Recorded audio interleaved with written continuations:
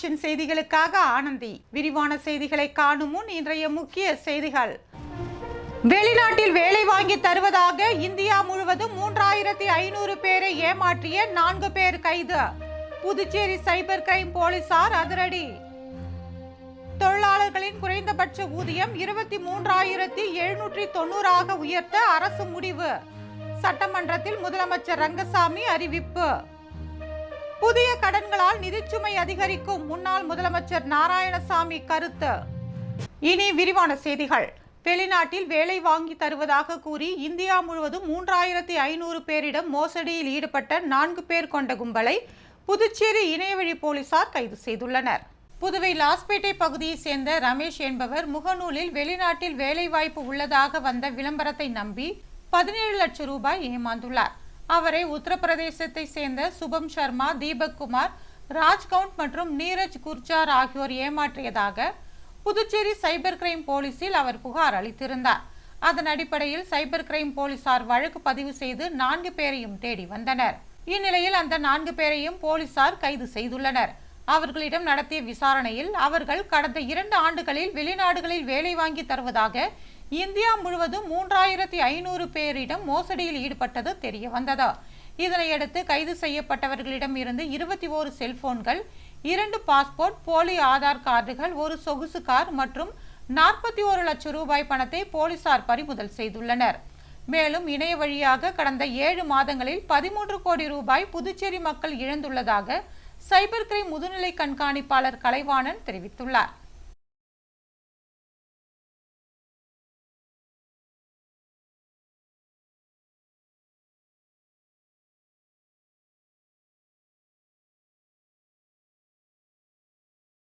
தொழிலாளர்களின் குறைந்தபட்ச ஊதியம் 23,790 உயர்த்த அரசு முடிவு செய்துள்ளது.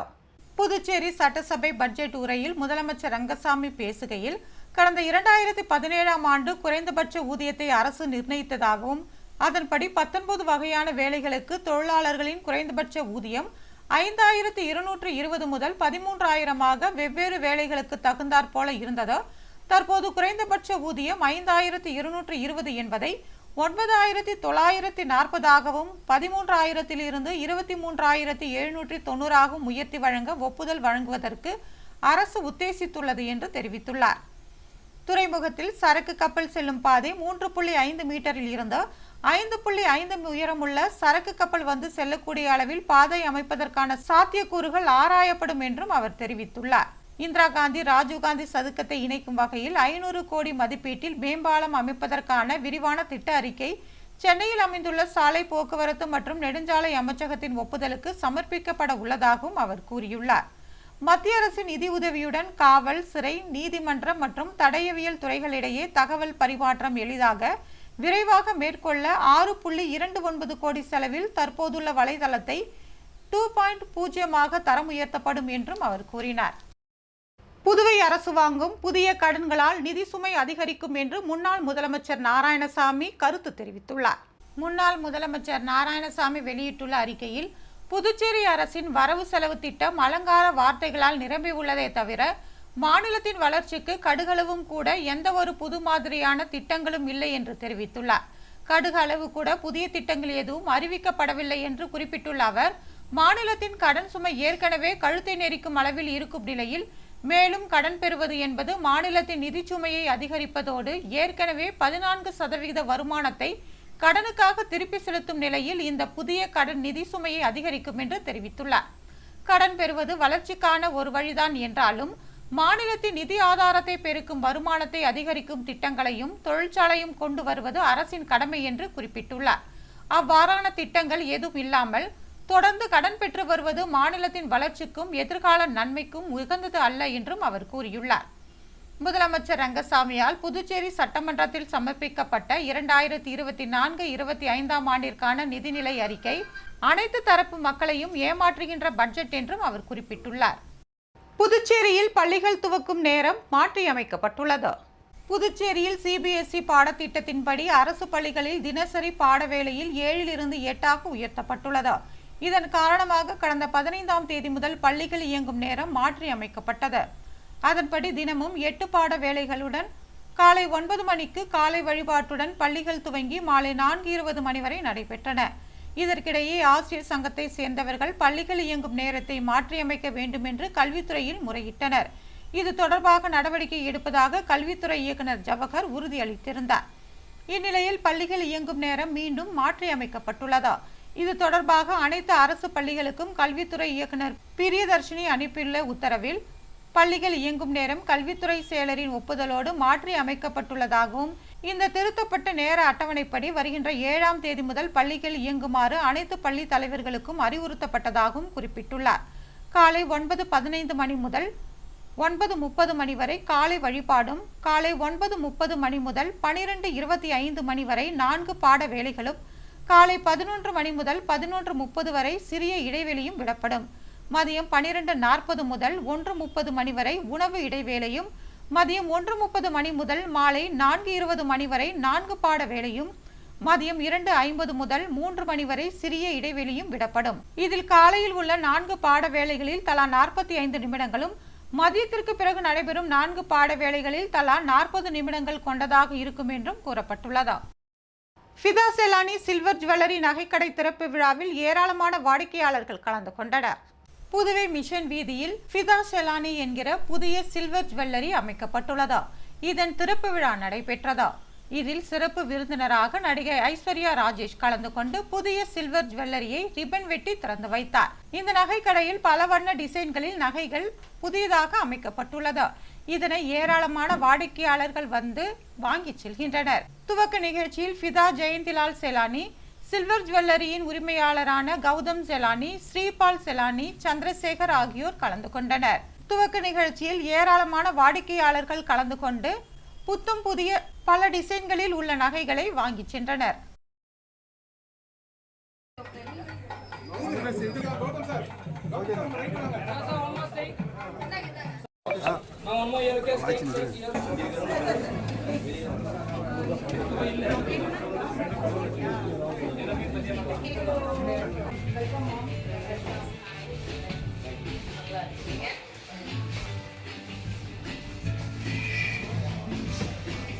செல்வ விநாயகர் ஆலயத்தில் நடைபெற்ற திருவிளக்கு பூஜையில் ஏராளமான பெண்கள் கலந்து கொண்டு விளக்கிற்கு பூஜை செய்தனர்.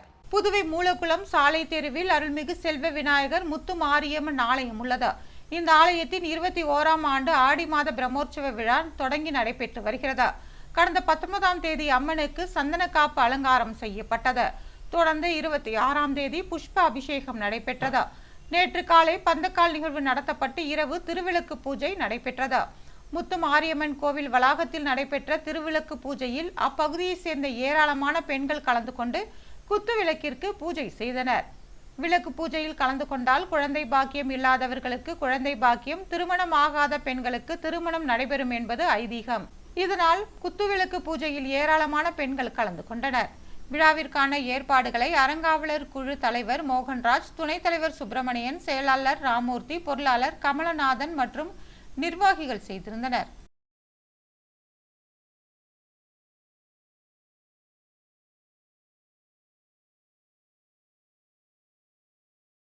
புதுச்சேரி AFT ரயில்வே கேட்டில் திடீரென்று ரயில் நின்றதால் போக்குவரத்து நெரிசல் ஏற்பட்டது. புதுச்சேரி ரயில் நிலையத்தில் இருந்து தினமும் மாலை 4 மணிக்கு விழுப்புரத்திற்கு பேசஞ்சர் ரயில் இயக்கப்படுகிறது. அதன்படி நேற்று மாலை 4 மணிக்கு புதுச்சேரி ரயில் நிலையத்தில் இருந்து ரயில் புறப்பட்டது. சில மீட்டர் தூரம் சென்ற நிலையில் கடலூர் சாலை AFT ரயில்வே கேட்டில் திடீரென்று நின்றது. சுமார் 10 நிமிடம் அங்கேயே நின்றது. மின் சப்ளை தடை காரணமாக இந்த சம்பவம் நடந்ததாக கூறப்படுகிறது. 10 நிமிடத்திற்கு பிறகே ரயில் அங்கிருந்து புறப்பட்டு சென்றது. AFT ரயில்வே கேட்டை ஒட்டி தற்காலிக பேருந்து நிலையம் செயல்படுகிறது. இதனால் ரயில்வே கேட்டின் இருபுறமும் வாகனங்கள் செல்ல முடியாமல் நின்றன. கடலூரில் இருந்து வரும் வாகனங்கள் மரப்பாலத்தின் மேம்பாலம் வழியாக திருப்பிவிடப்பட்டது. புதுவையில் ஒருங்கிணைந்த நோயறிதல் மையத்தை முதலமைச்சர் ரங்கசாமி திறந்து வைத்தார். புதுச்சேரி முத்துமாரியம்மன் கோவில் வீதியில் நவீன ரீஜனல் ரெபரன்ஸ் ஆய்வகம் மற்றும் ஒருங்கிணைந்த சிறப்பு மையம் துவக்கப்பட்டுள்ளது. இந்த மையத்தை முதலமைச்சர் ரங்கசாமி திறந்து வைத்தார். திறப்பு விழாவில் அமைச்சர் லட்சுமி நாராயணன், நியூபெர்க் டயக்னாஸ்டிக்ஸ் நிறுவன தலைவர் வேலு, புதுச்சேரி நலம் கிளினிக் தலைவர் நலம் வெங்கட்ராமையா, துணை பிரெஞ்சு தூதர் ஜான் பிலிப், IT ஆலோசகர் சரவணன் சுந்தரமூர்த்தி ஆகியோர் கலந்து கொண்டனர். இங்கு CT scan, X-ray, ultrasonogram, ECG, echocardiogram உள்ளிட்ட அனைத்து சேவைகளும் வழங்கப்படுகிறது. இது குறித்து நியூபெக் நிறுவன தலைவர் வேலு கூறுகையில், தமிழ்நாடு, மேற்கு வங்காளம், ராய்ப்பூர், சத்தீஸ்கர் ஆகிய மாநிலங்களில் தங்களிடம் 11 ஒருங்கிணைந்த மையங்கள் உள்ளதாகவும் இது தங்களது 12வது ஒருங்கிணைந்த நோயறிதல் மையமாக இருக்கும் என்றும் தெரிவித்தார்.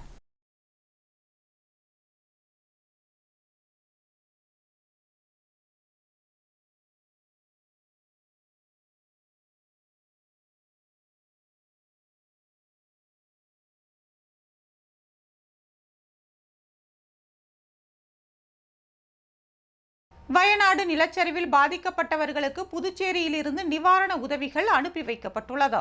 கேரள மாநிலம் வயநாடு பகுதியில் ஏற்பட்ட நிலச்சரிவு காரணமாக 300க்கும் மேற்பட்டோர் உயிரிழந்தனர். நிலச்சரிவில் காணாமல் போன பலரை மீட்பு படையினர் தேடி வருகின்றனர். இது நாடு முழுவதும் பெரும் அதிர்வலையை ஏற்படுத்தியுள்ளது. இந்நிலையில் வயநாடு பகுதியில் பாதிக்கப்பட்டவர்களின் குடும்பத்தினருக்கு உதவிகள் செய்ய வேண்டும் என்று பலரும் உதவிகளை செய்து வருகின்றனர். அதன் ஒரு பகுதியாக புதுச்சேரி நெட்டப்பாக்கம் தொகுதி பண்டசோழநல்லூர் மக்கள் நல இயக்கம் சார்பில் கேரள வயநாடு பகுதியில் நிலச்சரிவில் பாதிக்கப்பட்ட குடும்பத்தினருக்கு உணவுப் பொருட்கள் வழங்கும் நிகழ்ச்சி நடைபெற்றது. உதவி ஆய்வாளர் இளங்கோ தலைமையில் நடைபெற்ற இந்நிகழ்ச்சியில் வயநாடு பகுதியில் நிலச்சரிவில் உயிரிழந்தவர்களுக்கு மெழுகுவர்த்தி ஏந்தி அஞ்சலி செலுத்தப்பட்டது. தொடர்ந்து இளைஞர்கள் ஒன்று சேர்ந்து 125 கிலோ அளவில் உணவுப் பொருட்களான அரிசி, ரவை, மைதா, பிஸ்கட், பிரெட் மற்றும் அத்தியாவசிய பொருட்களான பிரஷ், பேஸ்ட் உள்ளிட்ட பொருட்களை பார்சல் செய்து உதவி ஆய்வாளர் இளங்கோ தலைமையில் அனுப்பி வைக்கப்பட்டது.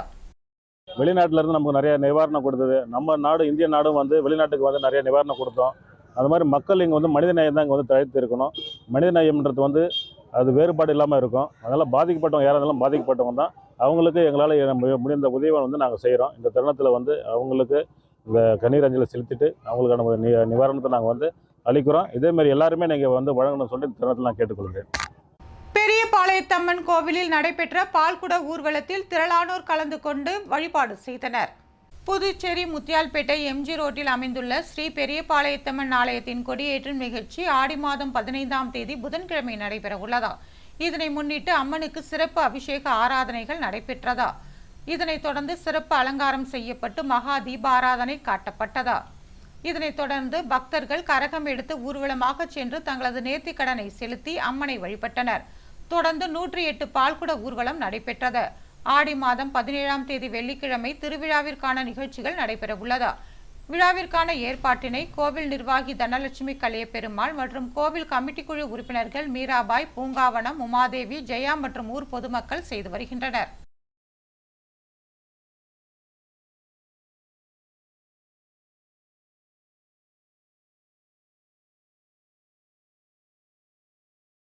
முத்தியால்பேட்டை பொன்னியம்மன் ஆலய திருவிழாவில் அன்னதானம் வழங்கப்பட்டது.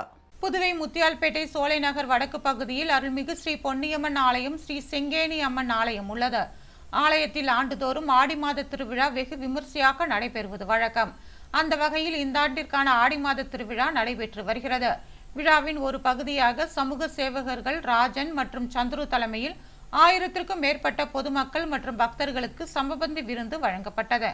நிகழ்ச்சியில் இளைஞர்கள், ஊர் பொதுமக்கள் என பலர் கலந்து கொண்டனர்.